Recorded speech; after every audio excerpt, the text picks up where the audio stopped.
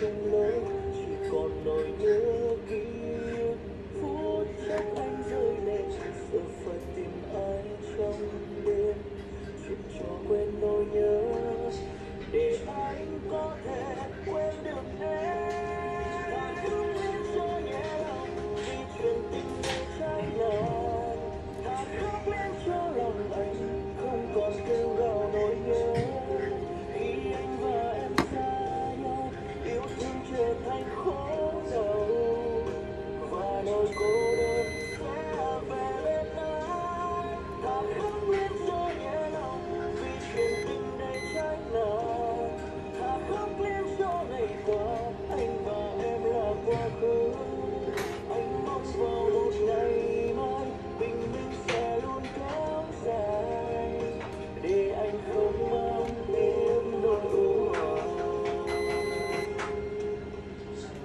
Ta khóc lên cho nhẹ lòng vì chuyện tình này trái ngang, ta khóc lên cho lòng anh không còn kêu gào nỗi nhớ. Khi anh và em xa nhau, yêu thương trở thành khổ đau và nỗi cô đơn sẽ về bên anh. Ta không biết cho nhẹ lòng vì chuyện tình này trái ngang, ta không biết cho ngày qua anh và em là quá khứ.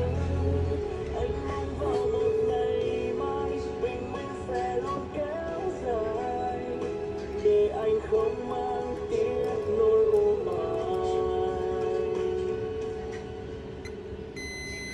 để anh không mang tiếc nỗi u hoài.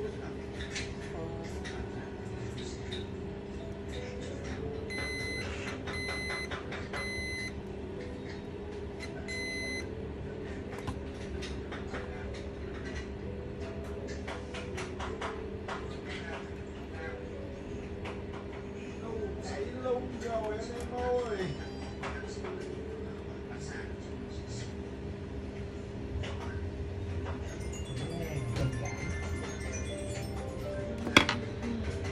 Alo.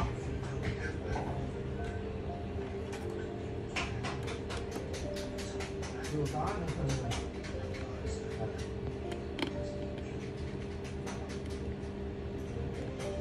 Tại em ơi à, bây giờ nó em cà phê mình cũng không biết cái chất nào.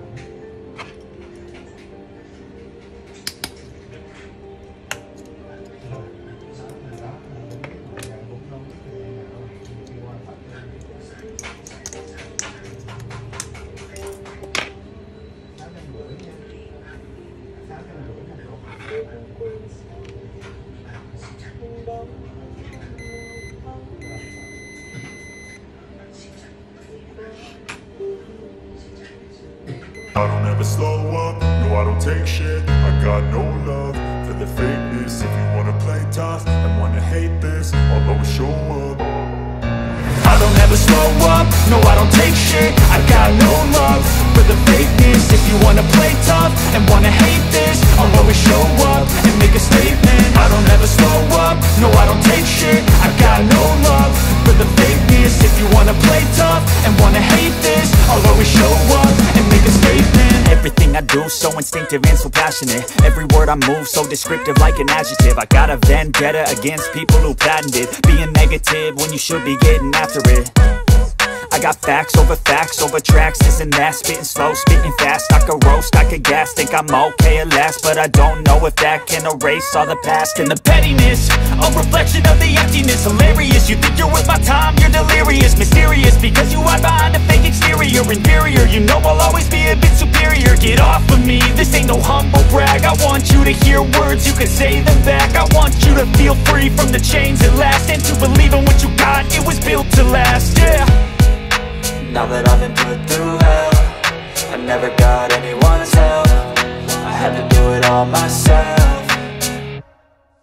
I don't ever slow up, no I don't take shit. I got no love for the fakeness. If you wanna play tough and wanna hate this, I'll always show up and make a statement. I don't ever slow up, no I don't take shit. I got no love for the fakeness. If you wanna play tough and wanna hate this, I'll always show up and make a statement. Gonna learn the consequence of being incompetent. Mental health is confidence. confidence, dreams and some honestness. I'm not here to save the day, that's for you to take away. I could play a million mind games, but instead I say something not illogical, something that is topical. Rub it on and watch it go, make yourself unstoppable. Dreams are irresponsible, but they're always possible. If you just believe, you could be so remarkable. Thoughts in my head, a collage and they spread. I'll be great one day, going off of my meds. No, I'm not giving up, no, I'm not giving in. I will make it to the top, taking off in the wind. I gotta make it, I'm saving every day to taste it. I'm patient, but my mind, it can hardly take it. I'm chasing a dream that I've had for several ages. A vacant, modern kingdom for the taking. Now that I've been put through hell, I never got anyone's help. I had to do it all myself. I don't ever slow up, no I don't take shit. I got no love for the fakeness. If you wanna play tough and wanna hate this, I'll always show up and make a statement. I don't ever slow up, no I don't take shit. I got no love for the fakeness. If you wanna play tough and wanna hate this, I'll always show up and make a statement. I don't ever slow up, no I don't take shit. I got no love.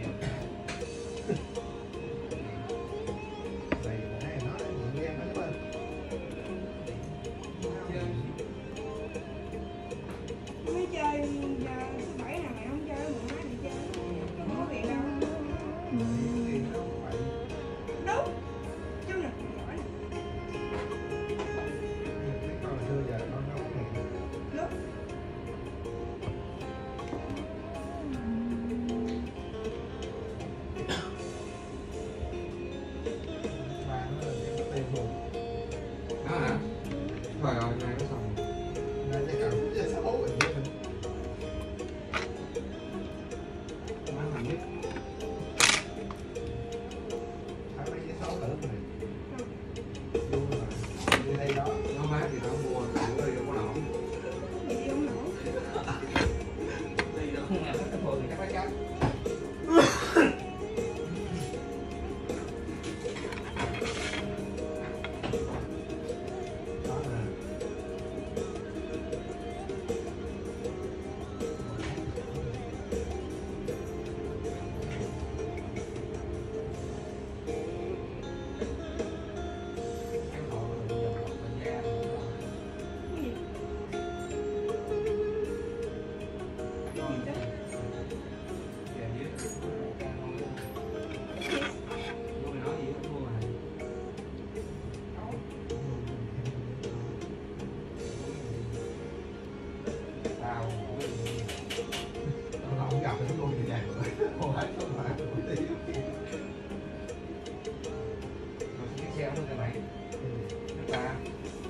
Đâu, cái đó mà nói với đâu đẹp xinh.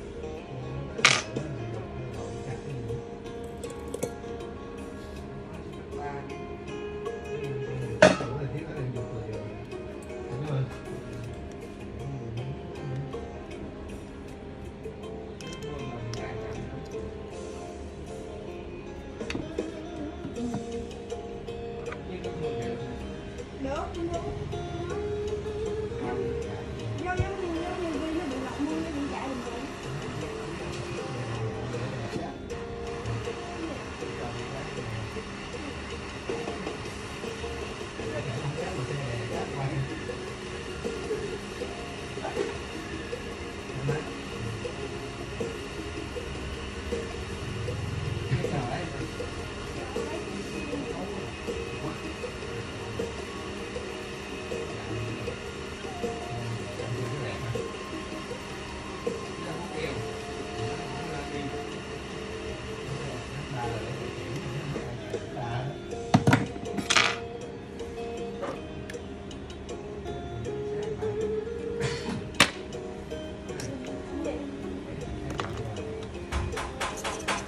Chứ nó chạy không ngon. Nhưng mà ông nói cho rồi lấy nữa. Đúng. Cho bán được nó mua viên sát chạy cho nó em.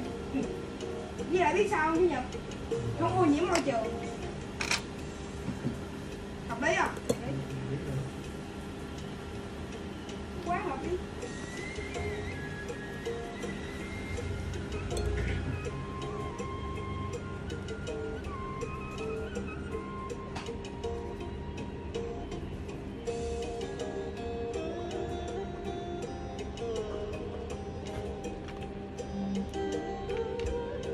Mà cho nên muốn bán được. Mốt giá xe cổ bán lại. Không cái gì.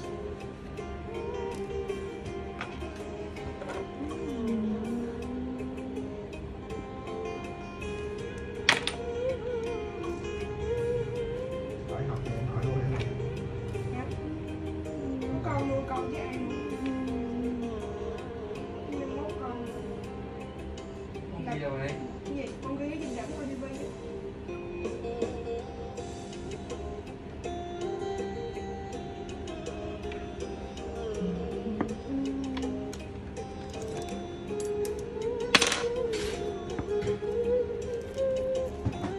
Không phải hát hay. Không phải dân gian. Dân gian cũng nô pha.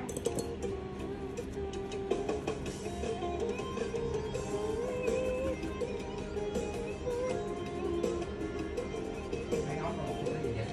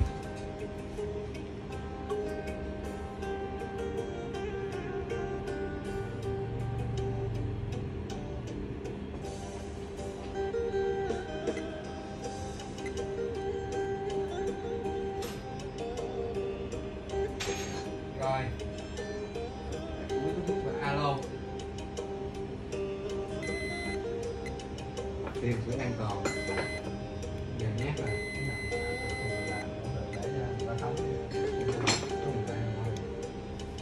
ấp mưa rồi quá đẹp luôn, không ngon mà cũng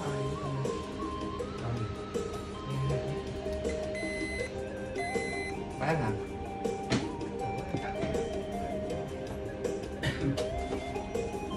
Hôm qua còn như cụm đó mà.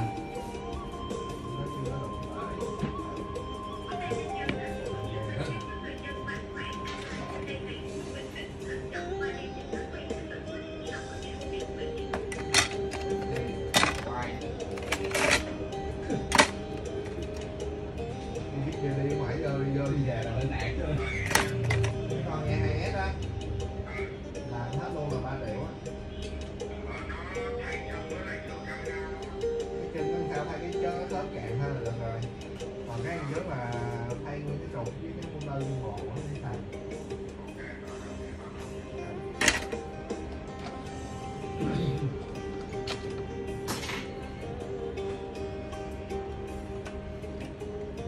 Luôn cái nào là nó mở ra trả được món gì chứ.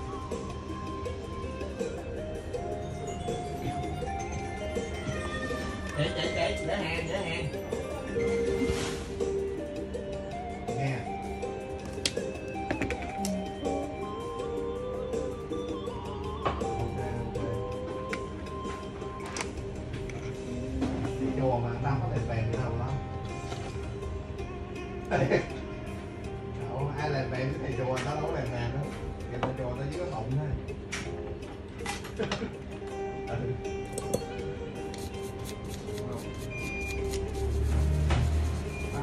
ba. Ok. Mua rồi. Rồi chị để này 4 cục nha. Một cục đó là mình gửi Cần Thơ. Bên đây là gì? Nó nội dung trên tờ giấy đó luôn đó, chị thấy không? Bên đây nè, còn nhẹ dưới đây nè. Đúng rồi, đó là Cần Thơ đó. Gửi Cần Thơ đó, có thông tin rồi đó. Đúng rồi. 2 cục thành công. 2 cục là trên thành công. 1 cục là theo số E cho ông Tần. Những tờ giấy.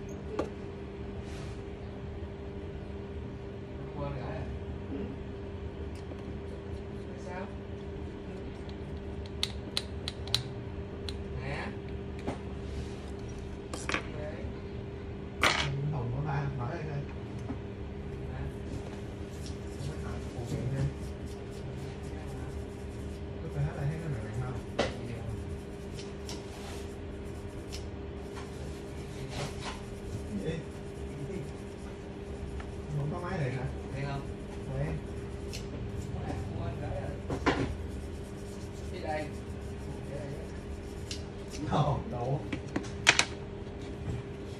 Kén sẽ bán không á. Cái này cao cao lên đi chú ơi. Là không có ghẻ. Tháp thì 7.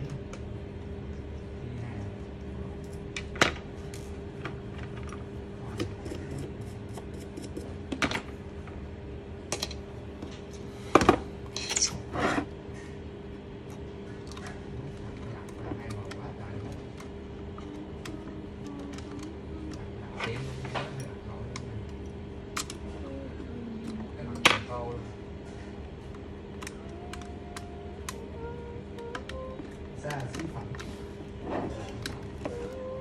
này